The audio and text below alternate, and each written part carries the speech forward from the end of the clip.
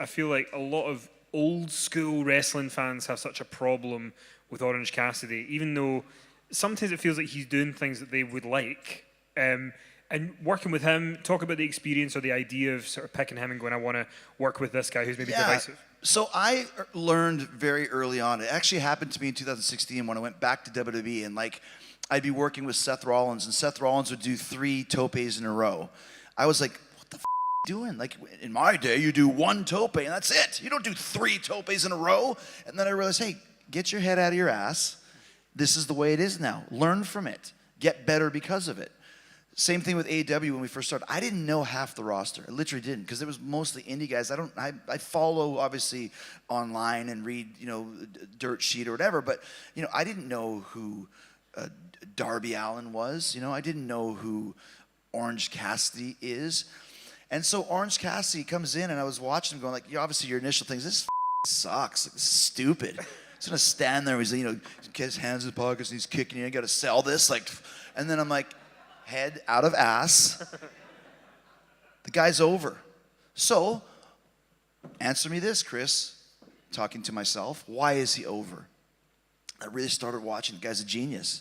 Like all the stuff that he does. And I asked him, why? Where'd you come up with this? He said, because I was a high flyer that was not a high flyer. Like I'm doing indies with the Bucks and freaking all these guys, and I'm like, I'm not doing anything great. If I don't change, I'm just another guy. So instead of trying to do all the moves, let me just do none of the moves and just be lazy.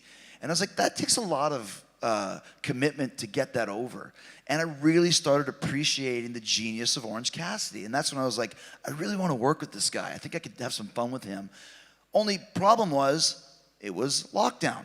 Flatten the curve. I wanted to work with Jungle Boy too, but I was like, he's so popular with the crowd. Let me wait till the crowds come back.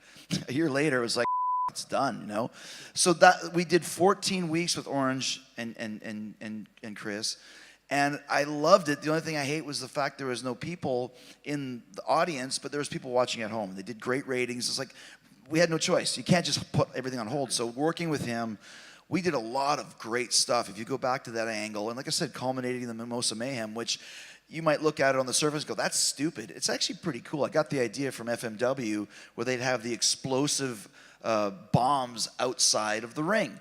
And the guys would be on the side of the ring, like going like this. And if they fall into the explosive, it blows up, right? And you could tease that and just be like, oh. And finally the guy falls into the bomb and explodes up. That was the idea that I had with the Mimosa Mayhem. We could tease going into this, in this orange juice and champagne, like all match. And then finally someone takes a bump in it and there's your winner.